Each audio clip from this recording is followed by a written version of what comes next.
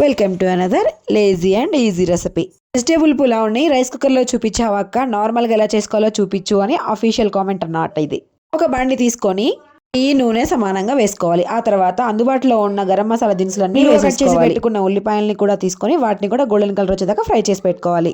అల్లము, వెల్లుల్లి, కొత్తిమీర, పుదీనా ఈ 4 కలిపేసి మిక్సీ పట్టేసుకోవాలి. గోల్డ్ కలర్ వచ్చిన ఉల్లిపాయల్లోకి ఈ మిశ్రమాన్ని వేసేసి కొంచెం ఫ్రై అవ్వనివ్వాలి. ఆ తర్వాత అందుబాటులో ఉన్న వెజిటేబుల్స్ అన్నీ వేసేసుకోవచ్చు. ఆలు, క్యారెట్, స్ప్రౌటెడ్ బఠానీ అయితే వేసుకున్నా. నేను నార్మల్ బఠానీయే తెచ్చాను, అది స్ప్రౌటెడ్ అయిన తర్వాత కుక్ చేసాలేండి. కొంచెం ఉప్పును కూడా యాడ్ చేసేసుకొని మూత పెట్టేసుకొని బాగా కుక్ చేసుకోవాలి. క్యారెట్, ఆలు 2 గట్టిగా ఉంటాయి కాబట్టి అవి 2 మెత్తబడేదాకా కుక్ చేసుకోవాలన్నమాట. ఒక 60 to 70% కుక్ అయిపోయిన తర్వాత ఒక గ్లాస్ రైస్కి 2 గ్లాసుల వాటర్ అయితే వేస్తున్నాను. నేను తీసుకుంది 2 గ్లాసులు అయితే 4 గ్లాసుల వాటర్ అయితే పోసేసాను ఎసరికి. అందులోనే ఉప్పు చెక్ చేసుకున్న తర్వాత కొంచెం కొత్తిమీర యాడ్ చేసుకోవాలి. కొంచెం నిమ్మరసాన్ని కూడా పిండుకుంటున్నాను. సరిపోకపోవడం వల్ల మళ్ళీ వేశాను. ఎసరు మరిగిపోయిన తర్వాత ముందుగా నానబెట్టి పట్టుకున్న రైస్ని కూడా వేసేసి బాగా కలిపేసి మూత పెట్టి కుక్ చేసుకోవడమే.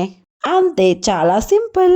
రైస్ కుక్కర్లో చేసినా, నార్మల్ కుక్కర్లో చేసినా, పొయ్యి మీద చేసినా ఒకటే రెసిపీ. దీనిని రైతాతో సర్వ్ చేసుకుంటే ఇంకా బాగుంటుంది. ఇంకెందుకు ఆలస్యం, వీడియో నచ్చితే సబ్స్క్రైబ్ చేసుకొని చూడొచ్చు కదా please. Thank you so much for watching.